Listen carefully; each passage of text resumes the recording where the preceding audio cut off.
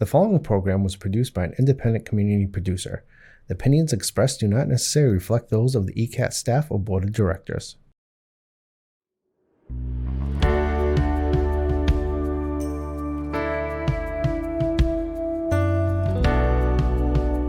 Giving a voice to the voiceless, pulling stories out of the shadows and putting them under the spotlight, making sure that each person is valued and cared for.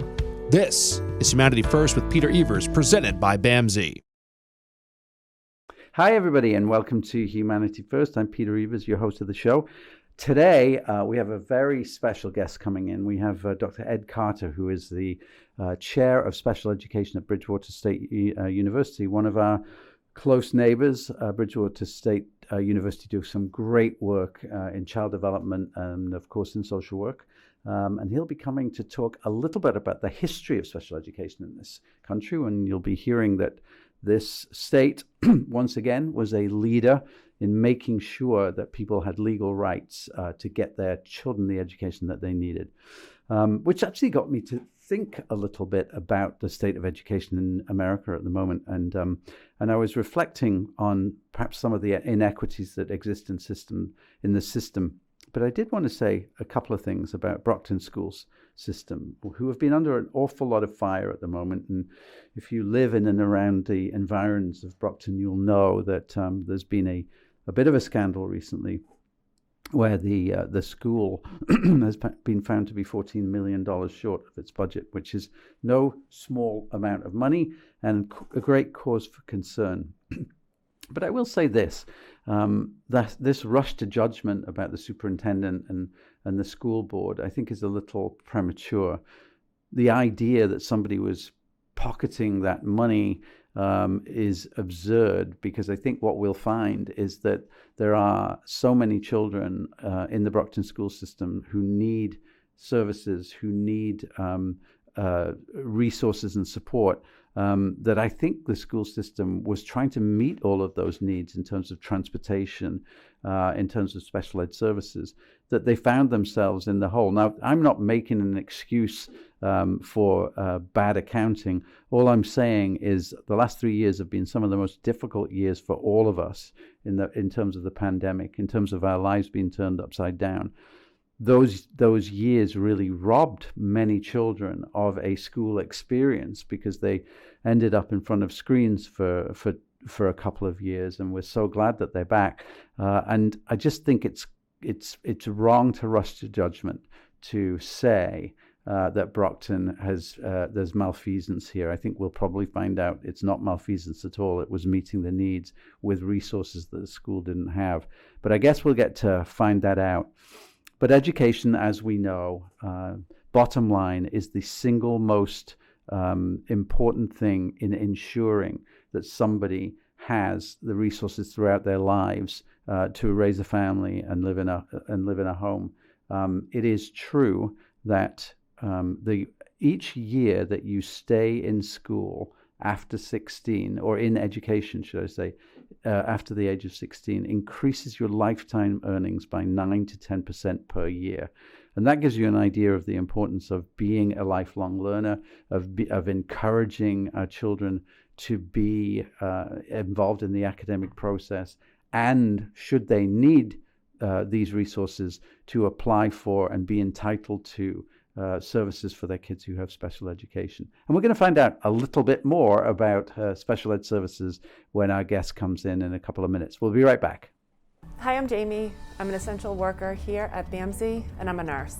Nurses are essential here at BAMSI because as nurses, we really have the opportunity to make an impact. We have very small ratios, so we have the opportunity to really learn everything about the person served and be able to give the best care. It really serves such a great purpose for me as being a nurse, and really why I came into nursing. Learn more about nursing opportunities at bamsijobs.org. Giving a voice to the voiceless, pulling stories out of the shadows and putting them under the spotlight, making sure that each person is valued and cared for. This is Humanity First with Peter Evers, presented by BAMSI. Welcome back, everybody. And as I promised at the beginning of the show, we have a special guest today. We have Dr. Ed Carter, who is the Chair of Special Education at Bridgewater State University. Hi, Ed. How are you doing? Great. Thank you for inviting me to come. Yeah, and thanks, because I think this is a really important conversation to have. Some of the things I'd love to cover today are a little bit about the history of special education, what's going on in special education at the moment, trend-wise. I have been around long enough and lived in different continents to know that special education is a controversial topic when we talk about inclusion, when we talk about various ways of educating people with divergent needs. But one of the things I'd love to start with is this notion of entitlement, which I think parents need to know about, right? Because oftentimes, if you're a parent who is struggling, who has a child with special needs, it's a big and difficult thing to negotiate with your local authority, with your city or your town. So can you start by telling us a little bit about this notion of entitlement within special education? Sure, Peter. So first of all, I do come here as a parent of 2 adult children. My son was on an IEP for executive functioning challenges, and my daughter is deaf, has cochlear implants, and so she went back and forth between IEPs and 504s. So as I tell my students, I like to think I bring a parent's perspective to the table. So Massachusetts really is the origin for entitlement to special ed. The first ever entitlement was Chapter 766 back in 1972 in Massachusetts. And then 3 years later, the federal government took the Massachusetts law and essentially made it a federal standard under 94-142. And those laws guaranteed certain principles. And one of those principles was due process, meaning if the law says you get this and you don't provide it as a school district, or you don't offer it to your child as a parent, then I have the right to go to court to make sure that those provisions are provided. Those provisions or those entitlements don't exist for students or children between 0 and 3 years old. And then you're eligible for special ed from 3 to up to age 22 in our state. And then after 22, there's no entitlement, meaning I can't go to court if they don't have the services my son or daughter or my adult son or daughter might require. So the real teeth of the special ed law is the fact that money is not a factor as to whether or not you receive the services.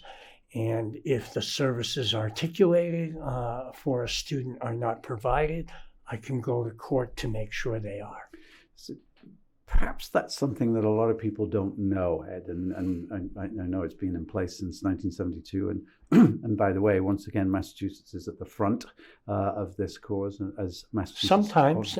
Well, but it often is. But relative to this particular thing, it's a proud moment to feel that was the. That was the beginning of the process. It might be a bit of a shock to a parent who is in, let's say, a town that socioeconomically is struggling, that revenue isn't coming into the coffers of the town, that meeting that the towns need to meet the needs of all of the parents who have special needs. And actually, if we think about it, I used to work in child welfare, and I spent a great deal of time in the 1990s fighting for cost shares for kids in DSS custody, as it was. And I always thought it was a little odd that we were using public coffers to fight different departments to pay for the education of a child, which is just extraordinary. Those are pretty complicated kids also. Absolutely, and they would be kids coming through the 766 route.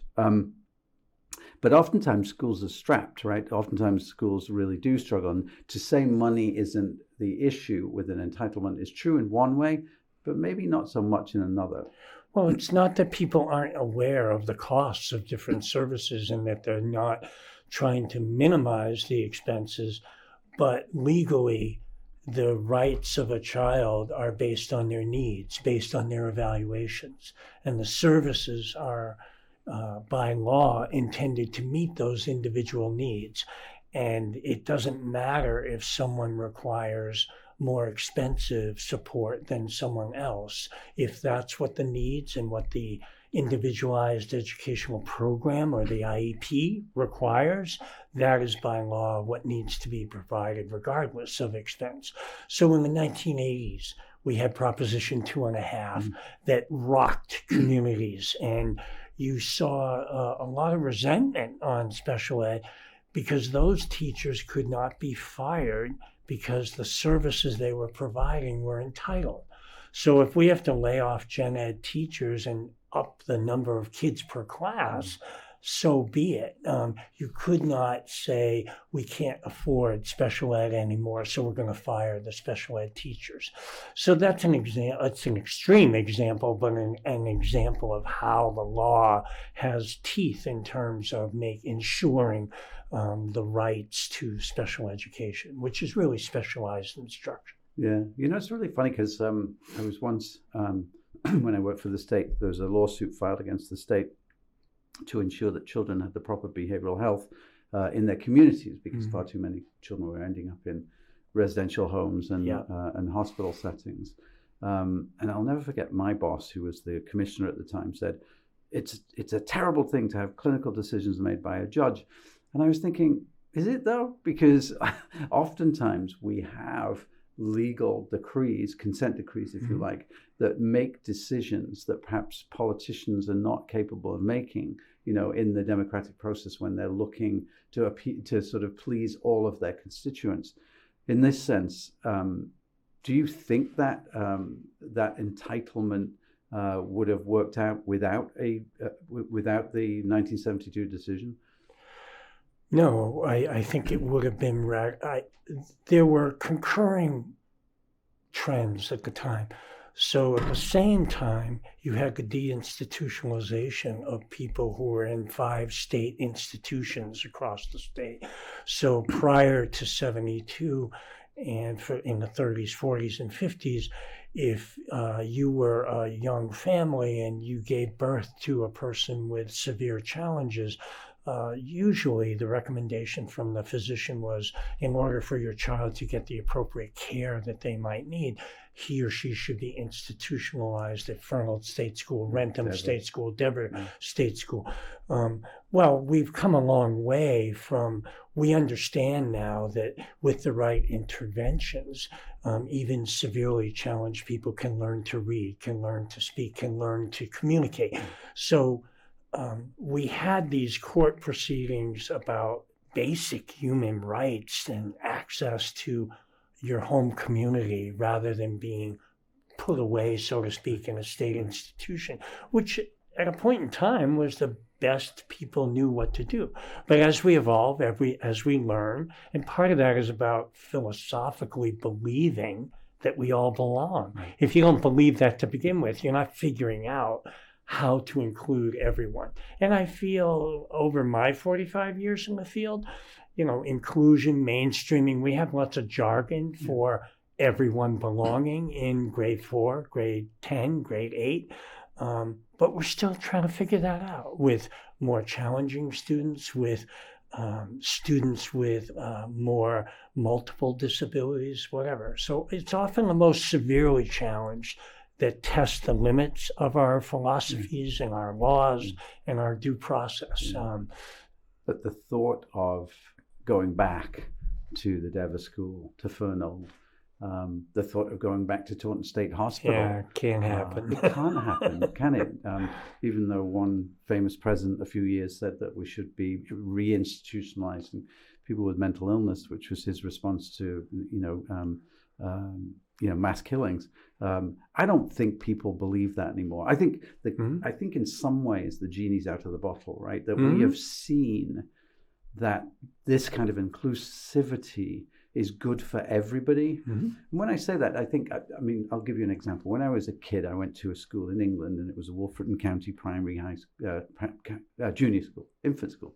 And I must have been about 5 or 6, and I can remember this really well. A young man came into the classroom. His name was Jeremy, and he was clearly had some behavioral disruption issues, and I think he'd had a acquired brain injury as well. Okay. looking back 50 years. So. Sure. And the teacher said, this is Jeremy. He's joining us. And the reason Jeremy is like he is he fell out of a tree and he lost his beauty. That's what we were told. And there was no effort to have him have, special attention, etc. And it, of course, Jeremy blew up and I don't know where he went. I really don't. Whereas you look at my children now who went through the Somerville High School, and it was they talked about kids with special needs in their class, from reading through to behavioral issues, as if it was just perfectly normal, which of course it is. So we're not going back to that. But just in terms of where we're at now, is there equity? Is there social justice in special education? I know that's a big question, but when we look at our state, when we look at our towns, we look at well-off towns. I mean, I would imagine that it's easier to get special ed services in Dover than it is in Mattapan, for instance. I think a lot depends on parents and their understanding of their rights and to what extent they assert those rights.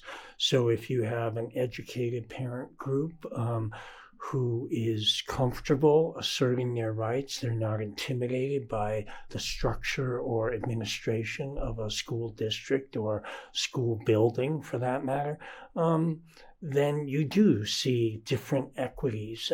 If I don't understand my rights because I speak a different language, or if I don't understand my rights because I'm less educated. However, there are lots of provisions to overcompensate for that.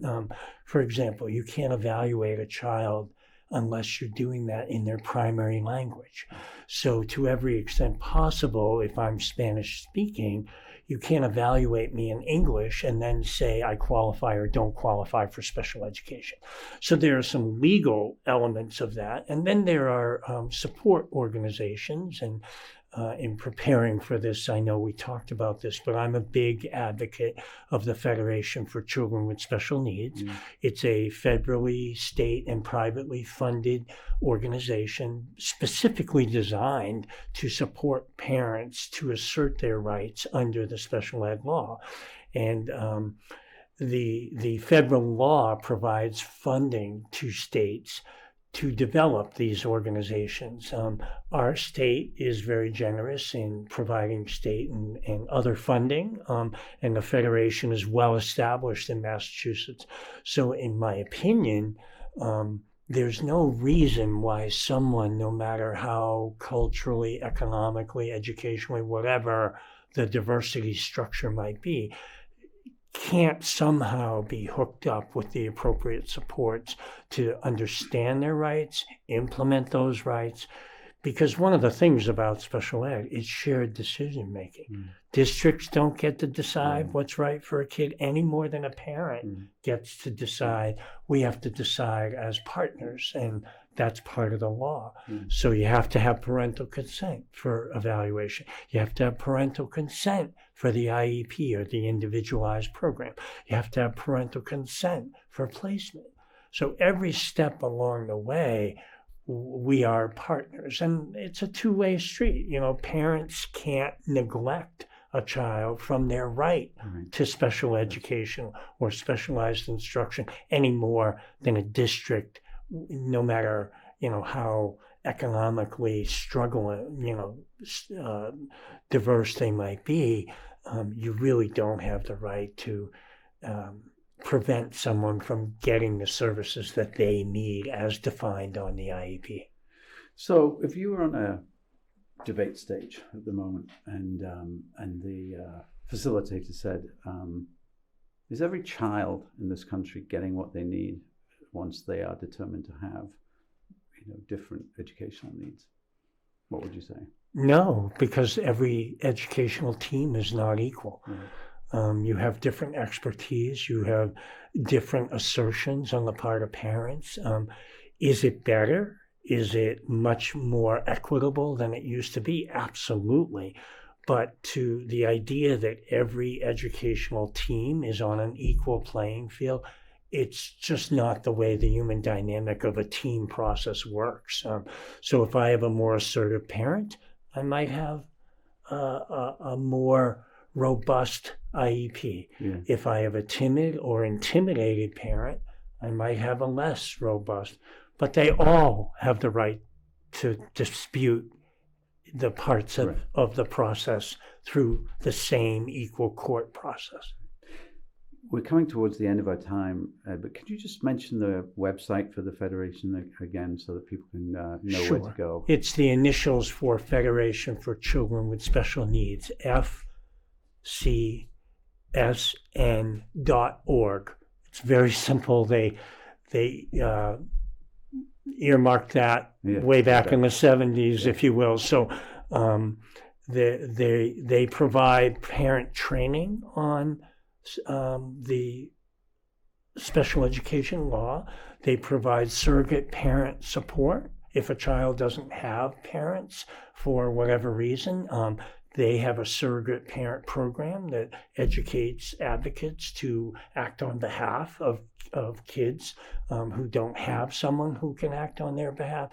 So, and again, as I've spoken to you before, a lot of special ed lawyers track their website because they stay so on top of all of the tweaks and evolutions of SPED advisories, the federal law, the state laws, and local communities. So they're a really good advocacy resource. And would they help getting you to an ed advocate if you needed one? Yes, they have an advocacy program where the advocates will go attend an IEP with parents so that, you know, if they need that kind of support in order to articulate what they want for their child, that's one of the main purposes of their organization. They're very formidable, they're statewide, and they've been around a long time and have a very tight-knit network. Yeah.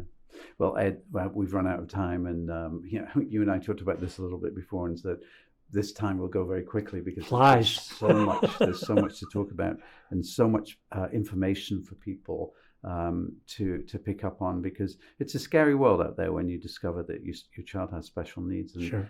and your child isn't going to have the same experience as most kids. But thanks to Massachusetts and their 766 law in this country now, we have some coverage and some protection for those people. And thank you so much for coming on and explaining a bit about that, Ed. Well, thank you for inviting me anytime. Thanks, everybody. We'll see you next time.